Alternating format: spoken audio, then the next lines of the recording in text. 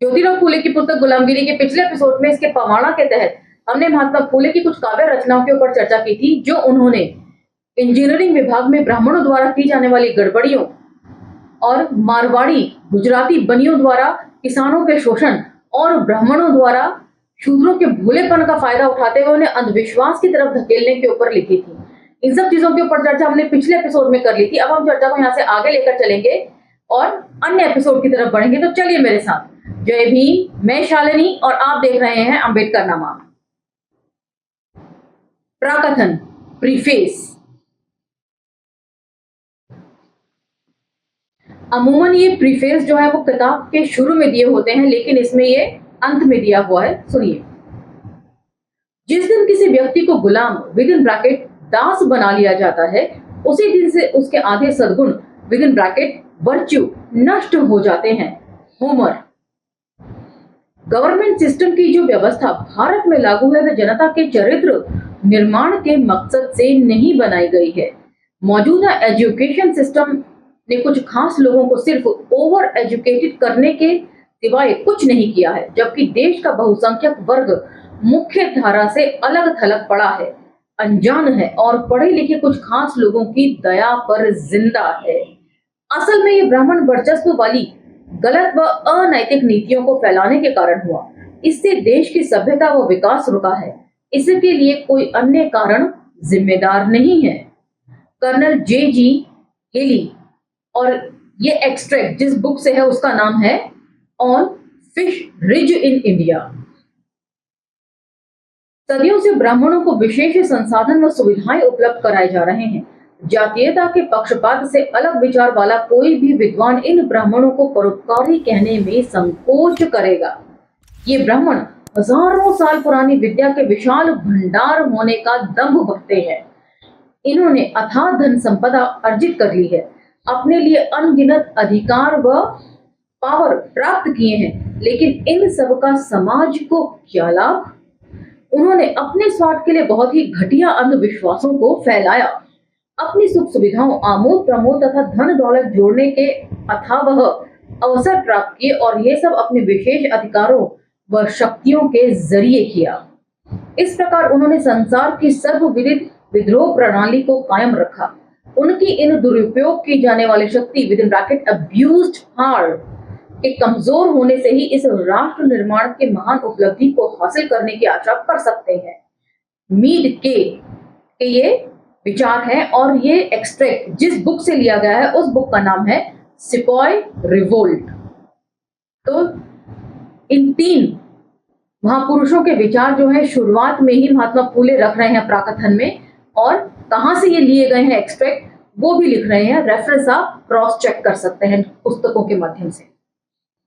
नई रिसर्च से मालूम हुआ है कि ब्राह्मण विद इन ब्रैकेट पुरोहित इस देश के मूल निवासी विद इन ब्रैकेट एबोरिजिन्स नहीं थे। शायद 3000 साल पहले आज के ब्राह्मण के पूर्वज आर्य सिंधु नदी, हिंदू कुश या उसके आसपास के इलाकों से भारत की धरती पर आ बसे। तो महात्मा फूले ने ये बुक जो है 1873 में लिखी थी और उसके कई दशकों बाद जो है सावरकर की हिंदुत्व में सावरकर ने भी यही वर्णन दिया है, और उसके 2 दशक बाद वोल्गा से गंगा में राहुल सांकृत्यायन ने भी यही वर्णन दिया है आर्यों के आने का भारत की धरती पर। तो आप लोगों में से कुछ लोग कमेंट सेक्शन में कहते हैं कि कोई रेफरेंस नहीं है, मनगढ़ंत बातें लिखी हुई हैं। तो ये मनगढ़ंत बातें नहीं है। प्रसिद्ध एथनोसोजिस्ट डॉक्टर प्रिटचर्ड के अनुसार ये इंडो यूरोपियन प्रजाति की प्रशाखा थे। इन्हीं से पार्शिया, मेड और एशिया के अन्य देशों के ईरानी व यूरोप के प्रमुख देशों के वंशज आए। तो इनका खुद का रक्त जो है वो मिश्रित था, और ये बात करते हैं हमेशा रक्त की शुद्धता या पवित्रता की। वे सभी एक ही जगह से यहाँ आए थे। ज़ेंग, फारसी और संस्कृत भाषाओं में समानता है, इसी तरह यूरोप की अलग अलग भाषाओं में भाषागत समानता है। तो यहाँ पर 3 भाषाओं का दिया हुआ है, ज़ेंग, फारसी और संस्कृत भाषाओं में समानता है, क्योंकि इन्होंने यूरोप की अन्य भाषाओं के जो शब्द हैं उसको चुराकर एक नई भाषा संस्कृत का निर्माण किया। और ये लोग कहते हैं कि संस्कृत से सारी भाषाएं निकली हैं, जबकि हकीकत यह है कि इन्होंने अलग अलग भाषाओं से कुछ शब्दों को चुराकर एक नई भाषा तैयार की, जिसे ये लोग संस्कृत कहते हैं। इसलिए संस्कृत जो है यूरोप की अन्य भाषाओं से काफी मेल खाती है, जिसका ये मतलब कतई नहीं है कि अन्य भाषाएं जो है वो संस्कृत की पैदाइश है। दरअसल संस्कृत खुद इन भाषाओं की पैदाइश है। उसके साथ ही इसमें ज़ेंड का जिक्र है। ज़ेंड अवेस्ता के ऊपर चर्चा मैंने भरपूर करी थी हिंदुत्व पढ़ने के दौरान, और उसमें आप लोगों से नोट भी शेयर किया था कि ज़ेंड अवेस्ता जो है वो 90% वेदों से मिलता है, और वेदों से कहीं पहले लिखी गई थी ज़ेंड अवेस्ता, जो एक पारसी धार्मिक ग्रंथ है। उसकी नकल पे वेद लिखे गए हैं, और जो 10% वेद ज़ेंड अवेस्ता से अलग हैं, वो इसलिए क्योंकि जाति व्यवस्था जो है यहाँ पर आकर जुड़ी गई है। इससे यह साबित होता है कि इन सभी का मूल स्थान एक ही रहा होगा। यह भी लगभग तय है कि ब्राह्मण जाति का मूल निवास स्थान रेगिस्तानी व पर्वतीय क्षेत्र रहा होगा, और बाद में अपनी बसावट बनाकर पूर्व और पश्चिम के देशों में ये फैल गए होंगे। भारत की अथाह प्राकृतिक धन संपदा में उपजाऊ जमीन, भरपूर फसल उत्पादन, यहाँ के मूल निवासियों की धनी सभ्यता व संस्कृति और कई अन्य लाभ के कारण आर्य यहाँ विजेता की तरह कब्जा कर शासन करने आए, न कि शांतिपूर्ण ढंग से रहकर बसने के लिए। इनकी इंटेंशन ही लड़ाई झगड़े की थी, सब कुछ हड़पने की थी, रिसोर्सेज पर कब्जा करने की थी। तो कई दशक पहले महात्मा फूले सारी बातें लिख रहे हैं। भारत की धन संपदा के कारण हाल के समय में पश्चिमी देशों ने भी यहाँ अपना कब्जा जमाया। ब्राह्मण जाति अब अपनी जाति के वर्चस्व के अहंकार के साथ चालाकी व धर्मांधता एक्सट्रीमली कनिंग, एरोगेंट एंड बाइगोटिक के लिए भी जानी जाती है। इस प्रकार के जातीय अभिमान, उच्च स्थान भरी पदवियां जैसे आर्य, भूदेव खुद के साथ जोड़कर अपनी विशेष पहचान बनाई। तो ये लोग स्वघोषित ही सब कुछ है, मेरिटधारी हैं। इन बातों से प्रमाणित होता है कि ब्राह्मणों ने अपनी इन विशेषताओं से आज तक कोई भला कार्य किया ही नहीं और इसे बनाए रखा है। इन विदेशी घुसपैठी आर्यों ने यह मेहनत कर मूल निवासियों को पहले अपना गुलाम बनाया, फिर उन्हें अपने मूल स्थान से बेदखल भी कर दिया। ब्राह्मणों ने सभ्यता व संस्कृति के धनी मूल निवासियों को गुलाम बनाकर शूद्र, महारी, बड़े शत्रु द ग्रेट फो, अत्यंज, चांडाल आदि अपमानजनक नाम दे दिए। इन घुसपैठियों का यहाँ कब्जा करने का शूद्रों ने भरकस विरोध किया था। इसी कारण ये मेहनतकश इन ब्राह्मणों से नफरत करते हैं। ब्राह्मणों के धर्म ग्रंथों में जिस किस्से, कहानियों और उनके रीति रिवाजों का वर्णन है, उससे ये साबित होता है कि इन दो जातियों रेसेस में उत्तराधिकार के लिए जोरदार संघर्ष हुआ होगा। तो यहाँ पर एक बार फिर मैं पंजाब नोट्स आर्टिकल का जिक्र कर देना चाहती हूँ। पुरानी कई वीडियोस में आपको पिंड कमेंट के तहत ये मिल जाएगा आर्टिकल। ब्राह्मणों के कथित पवित्र ग्रंथों सेक्रेड बुक्स में देव व दानवों दैत्य या राक्षस भीषण युद्ध का वर्णन मिलता है। इस धरती के मूल निवासी ओरिजिनल इनहेबिटेंट्स, मेहनत कशों ने अपनी सभ्यता व संस्कृति व मातृभूमि की रक्षा के लिए विदेशी ब्राह्मणों का मुकाबला किया, इसलिए ये राक्षस कहलाए, यानी रक्षा करने वाले। लेकिन ब्राह्मणों ने राक्षसों को घृणित बता दिया। इन मूर्खतापूर्ण पौराणिक कहानियों में राक्षसों की अवैज्ञानिक व काल्पनिक डरावनी शारीरिक बनावट बताई गई है, जबकि ये मूल निवासी काफी अच्छी कदकाठी के हृष्ट पुष्ट, श्रेष्ठ योग्यता व प्रतिष्ठा सुपीरियर स्टेचर वाले मानव थे। ब्रह्मा, परशुराम व अन्यों की अगुवाई में ब्राह्मणों ने यहाँ के मूल निवासियों के विरुद्ध लंबी लड़ाई लड़ी और आखिर में ब्राह्मणों के ने दमन कर मूल निवासियों को गुलाम बनाया, अपना प्रभुत्व सुप्रीमेसी जमाने में कामयाब हो गए और व्यवस्था पर पूरा कब्जा कर लिया। इस प्रकार के संघर्ष का वर्णन इनके धर्म ग्रंथों में खूब मिलता है, जिसमें कई काल्पनिक कहानियां भी भरी पड़ी हैं। आखिर मूल निवासियों को मजबूर होकर इन स्थानों पर बसना पड़ा। कई बार तो बड़ी संख्या में इस समुदाय को पलायन करना पड़ा। तो इनके धर्म ग्रंथों में जो भी कुछ लिखा गया है वो यहाँ के मूल निवासियों के साथ हुए इनके संघर्ष की दास्तान है, और इनका छल जग जाहिर ना हो जाए, इसीलिए उसमें मनगढ़ंत कहानियों का मिक्सचर उन्होंने कर दिया है। ऐसा महात्मा फूले लिख रहे हैं और मेरा भी ऐसा ही मानना है ये पुस्तक पढ़ने के बाद। यूरोप से आकर अमेरिका में बसने वाले लोगों ने वहां के मेहनतकश मूल निवासियों को बेदखल कर जो जुल्म किए, वैसा ही भारत में विदेशी आर्यों द्वारा मूल निवासियों के साथ बर्ताव किया। जो अमानवीय व्यवहार और अत्याचार परशुराम ने यहाँ के मूल निवासी क्षत्रियों पर किए, जिसका वर्णन कथाओं में मिलता है, यदि उसके 10वें भाग पर भी विश्वास कर लिया जाए तो मालूम हुआ कि परशुराम ईश्वर नहीं होकर एक निर्मम व्यक्ति था। पूरे इतिहास में परशुराम से अधिक स्वार्थी, क्रूर और अमानवीय व्यक्ति with in bracket selfish, infamous, cruel and inhuman नहीं मिलेगा।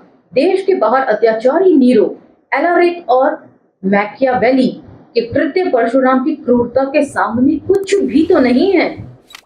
इस धरती पर अपने सहधर्मी ब्राह्मण लोगों का यहाँ स्थायी वर्चस्व व प्रभुत्व स्थापित करने के लिए परशुराम ने यहाँ के अनगिनत लोगों, असहाय मासूम बच्चों को का जो कत्लेआम किया, उसके कारण आने वाली पीढ़ियों को भी उसके नाम से नफरत विद इन ब्रैकेट एग्जिक्रेट की जाना चाहिए, न कि उसे देवता देवी मानकर पूजा की जाए। सार यह है कि भारत में ब्राह्मणों के आधिपत्य का इतिहास है। शुरू में वे गंगा के किनारों पर बसे, फिर धीरे धीरे पूरे भारत में फैल गए। यहाँ के निवासियों पर अपना प्रभाव व अधिकार बनाए रखने के लिए उन्होंने अजीब पौराणिक विद इन ब्रैकेट माइथोलॉजी, विश्वास, वर्ण और क्रूर व मानवीय नियमों का सहारा लिया। उस समय इस प्रकार के नियम व विश्वासों दूसरे देशों में नहीं थे। उन्होंने अपना कब्जा बनाए रखने के लिए पुरोहिताई within bracket priestcraft चालाकी शुरू की, जो व्यवहार में इतनी दुखद थी कि ऐसी व्यवस्था हमें इंग्लैंड के प्राचीन केल्ट जाति के पुरोहित विद इन ब्रैकेट ड्रूड्स व्यवस्था से लेकर आज तक कहीं नजर नहीं आती है। शुरू में ब्राह्मणी नियमों में वर्ण व्यवस्था शामिल नहीं थी, लेकिन बाद में यह गहरी साजिश पूर्ण चालाकी से जोड़ दी गई, जो उनके शास्त्रों में लिखा हुआ है। तो इसमें जो भी बातें लिखी हैं, हिंदुत्व में सावरकर ने हूबहू वही बातें जो है इलेबोरेट की हैं। चैप्टर 3 और 4 आप पढ़ सकते हैं हिंदुत्व का, उसमें ये सारी बातें शामिल हैं। उसका पूरा पाठन मैंने अम्बेडकर नामा के इसी मंच से किया है। प्लेलिस्ट में जाकर आप टाइटल थंबनेल के माध्यम से उन वीडियोस को ढूंढकर सुन सकते हैं। उस समय ब्राह्मणों ने अपने विशेष उच्च अधिकार, ऊंची सुख सुविधाएं, बड़े दान उपदान आदि नियम बनाए, जिससे ब्राह्मणों का जीवन बहुत खुशहाल हो गया और शूद्र अछूतों का जीवन गहरी नफरत और सामाजिक अपमान के कारण दयनीय व नारकीय हो गया। यहाँ तक कि उसे इंसान ही नहीं समझा गया और जीवन की आधार जरूरी सुविधाओं से भी वंचित कर दिया गया। तो यहाँ मूलभूत सुविधाओं की बात कर रहे हैं, और आज भी बहुत सारी जगहों पर मूलभूत सुविधाएं भी नहीं है। टॉयलेट्स नहीं है लोगों के पास। औरतें जब बाहर जाती हैं मैदानी इलाकों में नेचुरल कॉल से फ्री होने के लिए, तो उनको पकड़कर उनके साथ बलात्कार किए जाने की घटनाएं भी आम हैं इस देश में, जो ये इशारा करती हैं कि आज भी देश जो है वो मूलभूत सुविधाओं को ना मिल पाने के कारण इन समस्याओं से जूझ रहा है।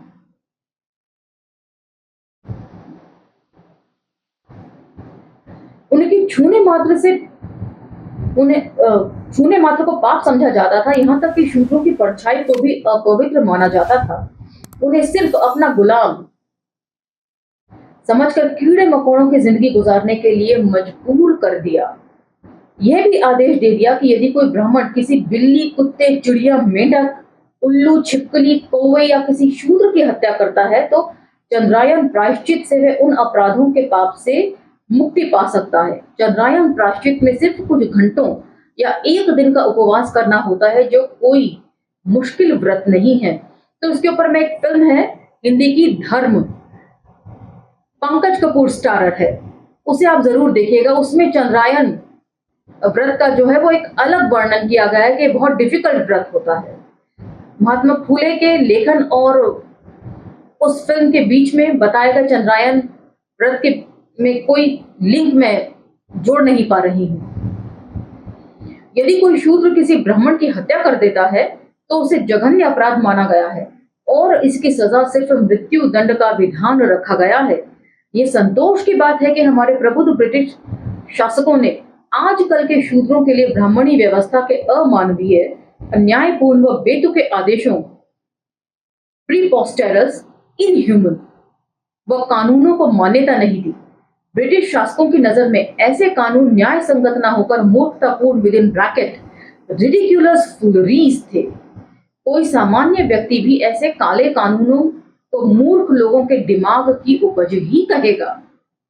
ऐसे कई काले कानून इनके मानव धर्मशास्त्र या अन्य ग्रंथों में लिखे हुए हैं। इन पर जरा सा भी गौर करें तो साजिश साफ दिखाई देती है कि इनकी रचना करने वाले लोग कितने अधिक चालाक व धूर्त थे। ऐसे ही काल्पनिक ग्रंथों से कई उदाहरण लिए जा सकते हैं जिसमें ब्राह्मणों ने अपनी श्रेष्ठता या बुद्धिमत्ता बताई है और कुछ उदाहरण हैं जिनमें देवी के प्रकोप का डर बताकर कठोर नियम लागू किए गए हैं। तो आगे धर्म ग्रंथों से लिए गए कुछ एक्सट्रैक्ट जो अधिकतर मनुस्मृति से लिए गए हैं उनका जिक्र वो मैं पढ़ रही हूँ। ब्राह्मण को इस ब्रह्मांड का स्वामी within bracket lord of the universe माना गया है, यहाँ तक कि उसे ईश्वर के बराबर माना गया है। सभी का फर्ज है वे ब्राह्मण की आराधना करें, सेवा करें तथा सम्मान दे। एक ब्राह्मण कभी भी कोई अन्याय या गलती नहीं कर सकता। कोई भी राजा किसी ब्राह्मण की हत्या विद इन ब्रैकेट स्ले नहीं कर सकता, चाहे उसने कितना भी गंभीर अपराध क्यों ना किया हो। किसी ब्राह्मण की कोई भी वस्तु या अन्य पर कोई अपना अधिकार नहीं जता सकता। यदि किसी राजा के धन का भंडार खाली हो जाए, धन का अभाव हो जाए, तो भी वे ब्राह्मण से किसी भी प्रकार का टैक्स वसूल नहीं कर सकता है और न ही ब्राह्मण को भूख से परेशान रहने दे सकता है। और यदि ऐसा किया तो पूरे राज्य में अकाल व भुखमरी की विपदा आ जाएगी। ब्राह्मण के चरण बहुत पवित्र होते हैं। उसके बाएं पैर में सारे तीर्थ बसे हुए होते हैं और इस पैर में किसी भी पानी में डुबोने से वे पानी तीर्थ स्थान जैसा पवित्र हो जाता है। और आज के जमाने में भी सोशल मीडिया पर आपने ऐसी कई पिक्चर्स तैरती हुई देखी होंगी कि एक ब्राह्मण जो है किसी के सर के ऊपर पैर रख रहा है और उसके ऊपर पानी डालकर जब किसी व्यक्ति के शरीर पर वो पानी पड़ रहा है तो ब्राह्मण कह रहा है कि वो पवित्र होगा। यहाँ तक कि शिवलिंग के ऊपर ब्राह्मण ने पैर रखा हुआ है और ब्राह्मण का पैर जो धुल रहा है उससे जो गंदा पानी गिर रहा है वो शिवलिंग के ऊपर पड़ रहा है। ऐसी पिक्चर्स भी सोशल मीडिया पर बड़ी आम और आसानी से मिल जाया करती हैं। कोई भी ब्राह्मण किसी गुलाम या दास वर्ग के व्यक्ति को सेवा करने के लिए दबाव दे सकता है, क्योंकि सर्वशक्तिमान ईश्वर ने दासों को ब्राह्मण की सेवा करने के लिए ही बनाया है। यदि कोई शूद्र अपने स्वामी द्वारा मुक्त किया जा चुका हो तो भी दासता की अवस्था से मुक्त नहीं हो सकता, क्योंकि उसकी मूल स्थिति को कोई नहीं बदल सकता। कोई ब्राह्मण किसी शूद्र को संसार के व्यवहारिक बातों के लिए सलाह नहीं दे सकता और ना ही उसे आध्यात्मिक उपदेश दे सकता है। मतलब इन्हें सुधरने के लिए भी ना कहा जाए, ये भी ना कहा जाए कि आप गलत कर रहे हैं। कोई भी शूद्र अथाह धन दौलत का भंडार नहीं कर सकता, चाहे वह उसके लिए योग्य व सक्षम ही क्यों ना हो तो भी, क्योंकि यदि कोई गुलाम अमीर हो जाता है तो वह स्वाभिमानी हो जाता है, गर्व करता है और अपने अक्खड़पन या अनजाने में वे किसी ब्राह्मण को दुख या पीड़ा पहुंचा सकता है। यदि कोई शूद्र किसी कुलटा व्यभिचारिणी ब्राह्मणी के साथ गृहस्थी बरताता है तो उसे मौत के घाट उतार देना चाहिए। लेकिन यदि कोई ब्राह्मण किसी शूद्र की विधि पूर्ण विवाहित स्त्री के पास जाता है तो उस ब्राह्मण के सारे गुनाहों के दंडों से मुक्त माना जाना चाहिए। तो इससे पहले भी हमने खोत पद्धति के बारे में चर्चा करी थी कि खोत पद्धति क्या थी। शूद्रों की जो पत्नियां ब्याह कर गांव में आती थी उनको सबसे पहली रात जो है वो इन्हीं ब्राह्मणों के घरों पर गुजारनी होती थी। उनके बिस्तर उनके साथ हम बिस्तर होना पड़ता था। और इस खोत पद्धति का विरोध सबसे पहले महात्मा फूले ने किया, फिर शाहूजी महाराज ने किया और अंततः डॉक्टर अंबेडकर ने इस पद्धति के विरुद्ध नियम बनवाया, मतलब कानून बनवाया अंग्रेज सरकार के तहत। आगे सुनिए, इस प्रकार के असंख्य उदाहरणों को यहाँ दोहराने की जरूरत नहीं। ऐसे सैकड़ों प्रावधान और इससे भी ज्यादा घटिया नियम उनके ग्रंथों में भरे पड़े हैं। ऐसे क्रूर व अमानवीय कानूनों को बनाने के उद्देश्य, कारण या साजिश साफ दिखाई देती है। कोई अंधभक्त, अंधा या स्वदम्भ भरने वाला व्यक्ति ही इन कारणों को नहीं समझने या जानने का नाटक कर सकता है। इस प्रकार के झूठ का सहारा लेकर शूद्रों के दिलो दिमाग को धोखे में रखकर शोषण करना इनका मुख्य उद्देश्य हो सकता है। ब्राह्मणों की कपटपूर्ण व स्वार्थी नीति ने ऐसे कठोर अमानवीय नियम बनाए जिससे शूद्र का जनजीवन बुरी तरह प्रभावित हुआ। आज का एपिसोड में यही विराम देती हूँ। ये आपको कैसा लगा मुझे कमेंट सेक्शन में जरूर बताइएगा और अंधभक्त की तरह कमेंट मत कीजिएगा, जैसा कि महात्मा फूले ने कहा है। यदि वीडियो पसंद आए तो लाइक, शेयर, सब्सक्राइब जरूर कीजिएगा। सोशल मीडिया के अन्य प्लेटफॉर्म पर आप अम्बेडकर नामा को फॉलो भी कर सकते हैं। इसी के साथ मुझे आगे दीजिए, अगले एपिसोड में मैं फिर हाजिर हो जाऊंगी। तब तक के लिए जय भीम, धन्यवाद।